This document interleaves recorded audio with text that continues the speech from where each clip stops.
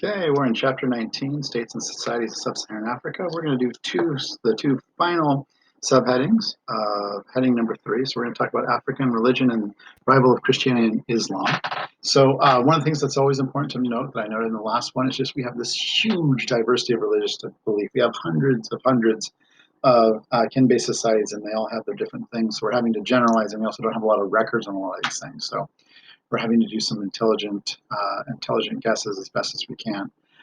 Most of these kin-based societies are going to have, though in their religious element, some sort of single male creator god, and then usually lesser deities associated with like the natural phenomenon. So these folk religions normally based off of some form of animism. There also is going to normally be a type of ancestor worship, normally a part of it, where you are praying to or asking for help from those who came before you.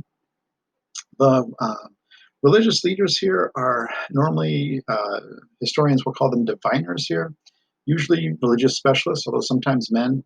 And they will be the ones kind of who, similar to shamans, really kind of bridge that divide between man and the spirit. So they often will try to read the future through spells or rituals or oracles, so on and so forth.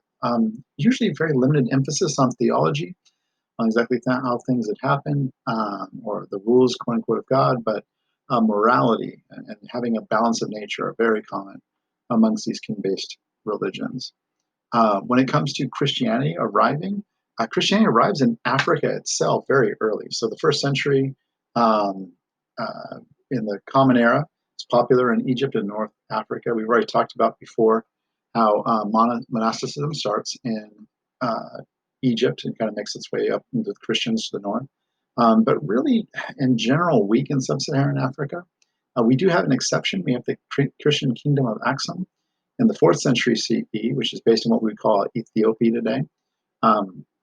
Merchants are going to convert first, and then the kings will convert. And it's really interesting. They have their own Bible translated in Ethiopian. They're going to be staying very isolated during the Islamic period, and their Renaissance or their greatest moments will be in the 12th century CE. What's really unique about them is you're going to have these huge, massive churches carved out of solid rock. And I've actually had a acquaintance of mine who was one of the pastors at one of the churches I went to. He's been to these, and he said they're very, very impressive, either within these intricate like caves or built out of stone.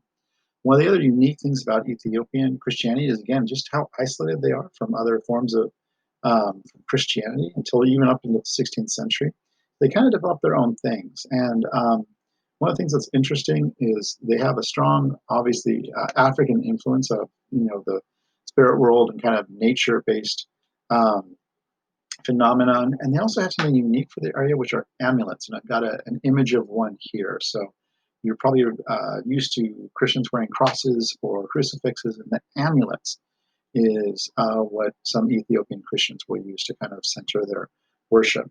When it comes to Islam, one of the real interesting things about that is, though Islam does arrive, what's going to end up happening is it also is going to kind of blend with the African traditions at the time. And so what's going to be very interesting is, for instance, even Batuta, who I'm guessing was mentioned earlier in this chapter by Ms. Hadi. So when he goes down, this great Islamic judge, the people will listen to what he has to say, but they really don't follow his prescriptions like they would in other areas. So women in general, even if they're Muslim, they have more conversations with men than they do in other parts of the Muslim world. I'm sorry, men who are not related to their families.